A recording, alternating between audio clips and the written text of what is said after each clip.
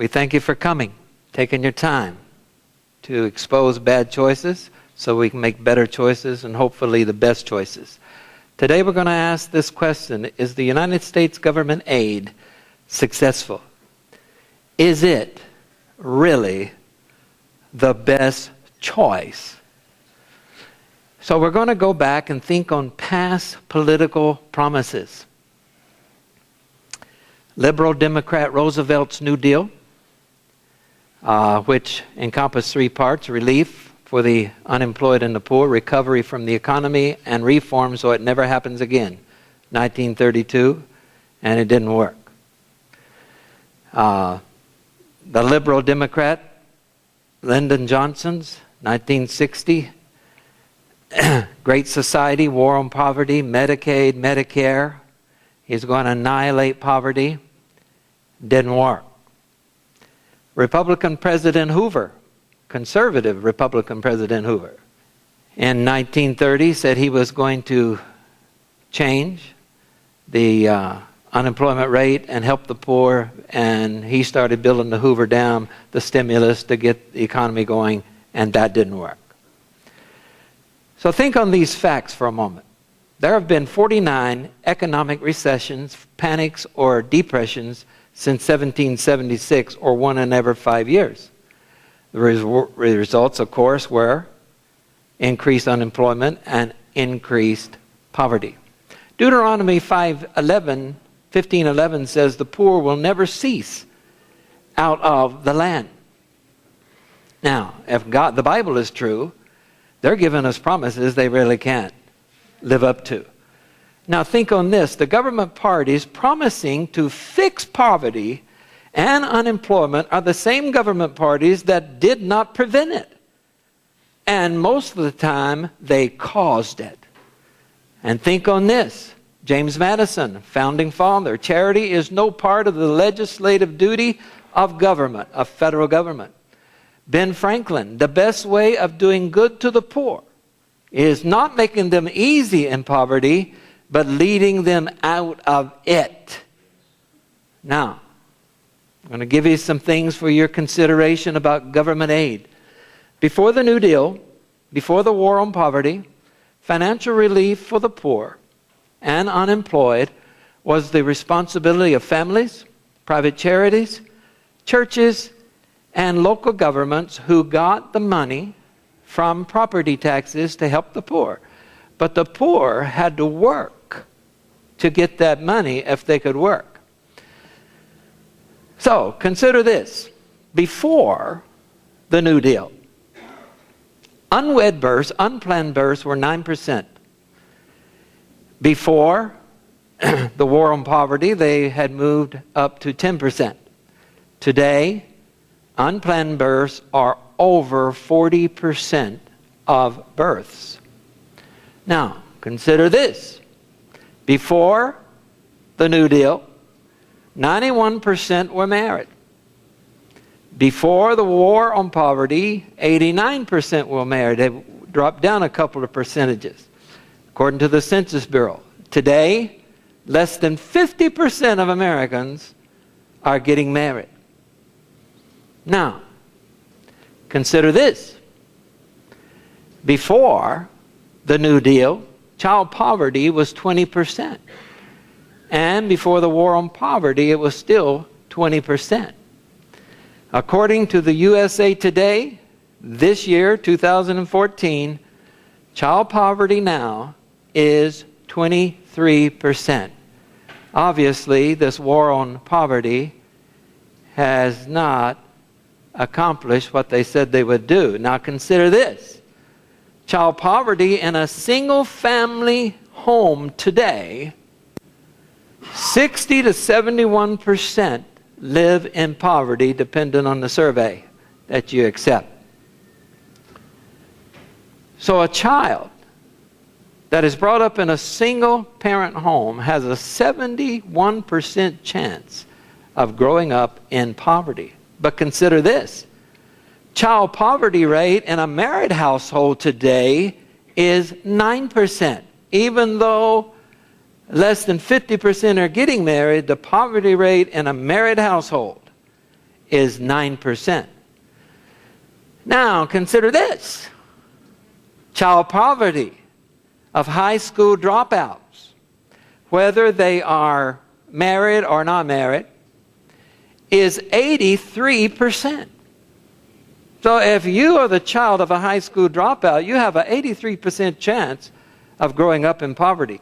But those who have a college degree or a job skill, a tech degree, and they are married, poverty is only 1.8% of this group.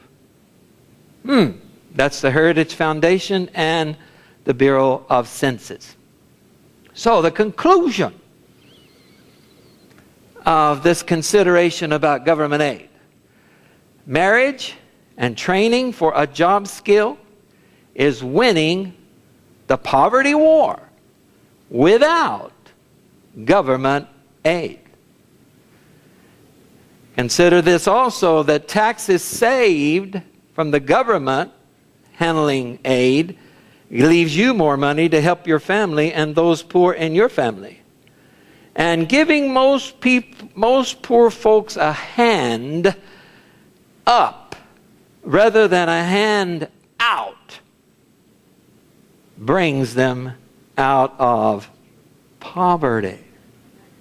You see, evidently the war on poverty has distracted us from marriage, education, job skill, and responsibility to take care of ourselves and take care of our family and avoid poverty.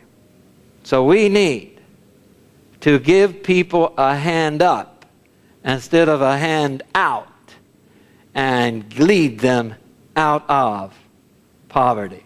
United States government aid did raise the poverty living standard. According to the Census Bureau, over 93% have a TV, a recorder, a fridge, a stove, washer, dryer, microwave, Xbox, adequate food and clothing. 80% have air conditioning, 81% have cell phones, 75% have one car or more. 66% have cable and satellite TV service, 58% have more than one computer, one or more computers, and 42% own their own homes. Doesn't sound like very poverty to me. But when you look at the homeless out on the street, 633,782 adults and 1.3 million youths out on the street, that is poverty. They have nowhere to live. They have no way of making money. And our government has not solved that problem with their war on poverty. So let's look at the Bible for some solutions to poverty, and also you're going to find solutions to illegal immigrants in these solutions. Number one, family. 1 Timothy 5:8. If anyone fails to provide for himself, especially his own family, he has denied the faith and is worse than an unbeliever. So the frontline weapon on God's war on poverty is the family takes care of family. Number two, in the Bible you have to work for your financial aid or your food aid. Leviticus 19:10, the poor had to go into the field and glean what the harvesters dropped or left, but they had to work for it. Exodus 23:11, in the 7th year, farmers could not harvest. So the orchards and what grew in the field, the poor could go in and harvest it themselves, which God is telling us we need to help the poor, and He's telling us also that the poor need to work for that help. In Leviticus 23:22, you could go into any field and eat all you want, anytime, but you couldn't carry anything out with you.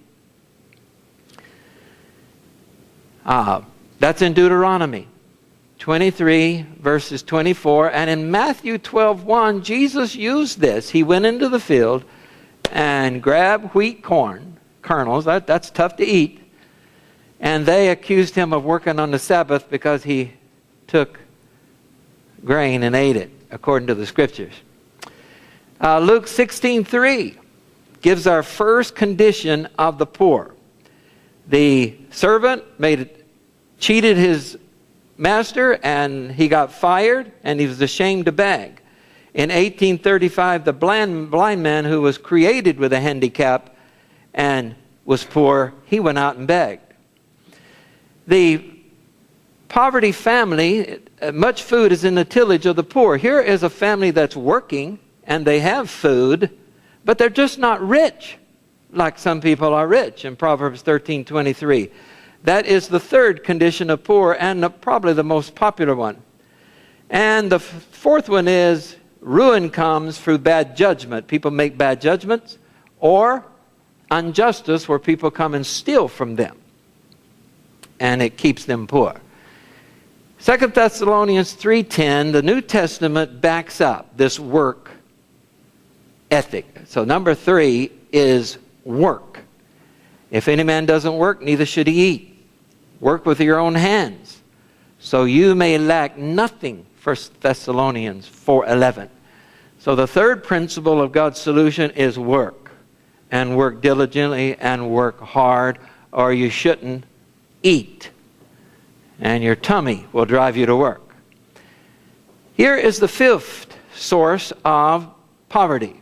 He who has a slack hand, they're just lazy, becomes poor. They show up late. They miss work. When they do work, they're taking a lot of water breaks and doing a lot of yakking and talking. They're just not productive. They're just lazy. The sluggard, the lazy person, will not plow by reason of the cold. Here's our sixth source of poverty, is excuses.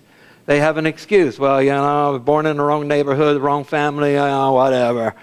That's my excuse.